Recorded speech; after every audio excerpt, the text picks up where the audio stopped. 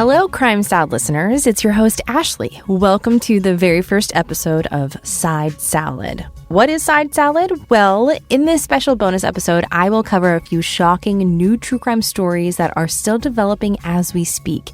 I may even throw in a few updates from previous Crime Salad episodes. For premium/Patreon subscribers, enjoy even more Side Salad every week ad-free.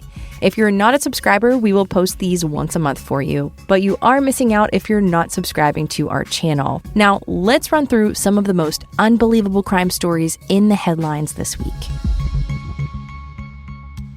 So first up is a developing story about the arrest of a rapper who confessed to murdering a man in his song lyrics.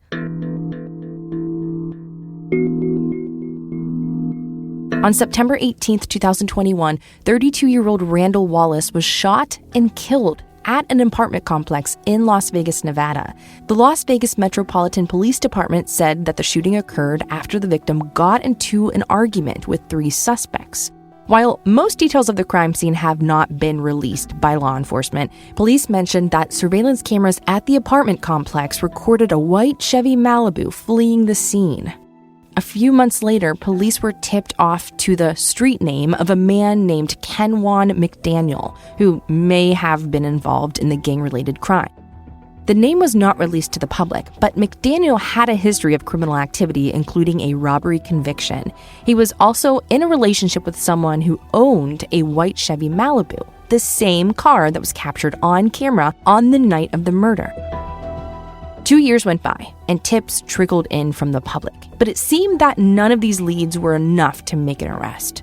Then, in April of this year, the 9mm handgun discovered at the scene of the Las Vegas murder matched with an entry in the Federal Ballistics database. Police discovered that the handgun was a match for a friend of McDaniel's, and they believed that he had access to it on the night that he shot and killed Randall Wallace. With this new evidence, McDaniel was looking more and more like their prime suspect, but it was still not enough to make an arrest. Then on July 17th of this year, investigators came across a music video that would change the fate of McDaniel and this case. Here comes the twist. McDaniel is a rapper. He goes by the name of The Biggest Fen 4800, and on July 17th, he released a new song titled Fady Free. A music video for the song appeared on his YouTube channel that day, and the contents of the video were unbelievable, like seriously. In this song, McDaniel essentially outlines the events of the murder in lyrical form, detailing how the victim acted after he was shot, describing the getaway car, and identifying his street name that was never released to the public. On top of that, according to police, McDaniel reenacted parts of the killing that were, quote, consistent with evidence at the scene, end quote. McDaniel was arrested at his home just 2 weeks ago on August 29th, 2023, and his preliminary hearing is set for September 14th. Now let's dive into what we know about the prison break that everyone is talking about, the escape of Danilo Cavalcante. Just last month, in August of 2023, 34-year-old Cavalcante was convicted of murdering his ex-girlfriend in Chester County, PA. Law enforcement stated that he stabbed the woman 38 times in front of her children. In addition to this, he is wanted in Brazil for a murder he allegedly committed in 2017. After initially fleeing the scene, Cavalcante fled to Virginia, where he was eventually captured and transported to Chester County Prison. Authorities then scheduled to transfer him to a larger state-run prison on August 31st. The day that he was supposed to be transferred, Cavalcante escaped. In security camera footage, the convicted murderer is seen crab-walking up 2 brick walls at the entrance of the recreation yard.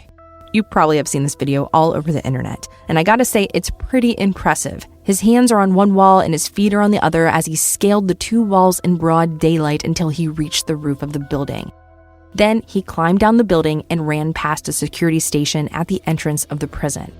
After scaling the prison fence and climbing over razor wire, Cavalcante jumped to the ground and took off into the woods. Over an hour later, prison guards took a head count of the inmates after their recreation period.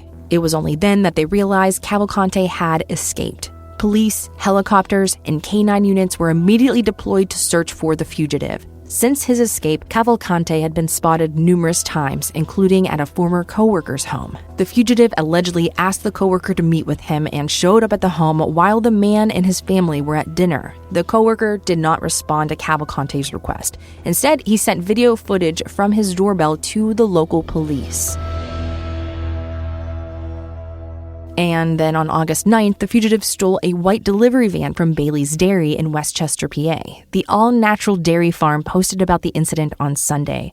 The post read, in part, "Our delivery van was stolen last night between 7 p.m. and 10 p.m. while we were still here working. We are just as disappointed as everyone that he broke through the perimeter in Longwood. We appreciate the support of the community and continuing efforts of law enforcement." Cavalcante ditched the vehicle after it ran out of gas, and it was taken in by authorities to aid in the ongoing search. Finally, he was captured by law enforcement on Wednesday, September 13th, on a farm that was actually searched twice. The owner believed that he was on his property once in a horse trailer and another time in a treehouse. Police apprehended Cavalcante in the woods of South Coventry Township. A 4-year-old dog named Yoda tracked down the fugitive and was the first to approach him. Yoda then bit Cavalcante and held him down while police captured him and brought him into custody. According to police, the fugitive resisted arrest and had to be forcibly taken into custody. Now, since his arrest, Cavalcante has revealed details of how he evaded police and survived in the woods for 2 weeks. He said he didn't eat for 3 days after his initial escape, and his first meal was a watermelon that he stole from a local farm. He confessed to investigators that he was only able to eat the watermelon after he cracked it open with his head. Cavalcante also revealed that there were 3 times during the search that officers walked within yards of him hiding in the thick overgrowth of the woods. He said that he was able to evade officers by only traveling at night. He told officers that his grand plan was actually to escape to Canada or Puerto Rico, not Brazil. Both are in completely different directions, so it's unclear when he was planning to make his final decision. At one point, Cavalcante admitted that he thought about turning himself in after hearing a message broadcasted from a helicopter in his native language, Portuguese. He said, quote, "I knew that I had to pay for what I had done. However, I wasn't willing to pay with my life." So there you have it. Cavalcante is in custody. But now Pennsylvania citizens are criticizing state prison security. Statewide, Cavalcante is one of 6 prisoners to escape this year. Before Cavalcante's escape, another Pennsylvania prisoner, Igor Bolt, escaped using the same tactics, climbing onto the roof of the prison and jumping down to a less secure area. Now it's up to officials to boost security and prevent future escapes. Now, I'd like to leave you guys with some good news from Oregon. 62-year-old Jesse Johnson, who was wrongfully convicted of a murder in 2004, was released from prison last week. In 1998, a woman named Harriet Thompson was stabbed to death at her home in Salem, Oregon. A neighbor reported that they heard screams coming from her home the morning of her murder and then witnessed a white male running down her driveway. Later on, the neighbor confessed that a detective ignored her testimony and threatened that a black woman got murdered and a black man is going to pay for it. Despite finding none of Jesse Johnson's DNA at the scene and having no credible evidence against him, Johnson was convicted of her murder in 2004 and sentenced to death. For over 2 decades, Johnson fought to prove his innocence, working with the Oregon Innocence Project. Steve Wax, the organization's legal director, said in a statement that, quote, "There were clear and unambiguous statements of racism by a detective involved in the case who discouraged a neighbor from sharing that she witnessed a white man running away from the scene." Wax continued, explaining that Oregon had defended their flawed case against Jesse Johnson for 25 years, calling his wasted time behind bars a heinous injustice.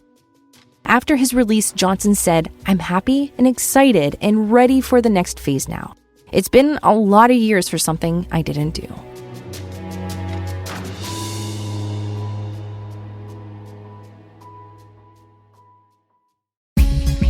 Thank you for listening to our little bite of crime. It's our new series called Side Salad. If you are a premium subscriber, you will be getting these in your feed every week ad-free. So if you're not a premium subscriber, you should totally join as little as $1 to get more Crime Salad content. If you liked it, let us know by reviewing Crime Salad wherever you get your podcast. Send us a message on social media at Crime Salad if you'd like to hear more about one of these cases in a full-length episode, or have any cases that you would like us to cover. All right, we will see you next time.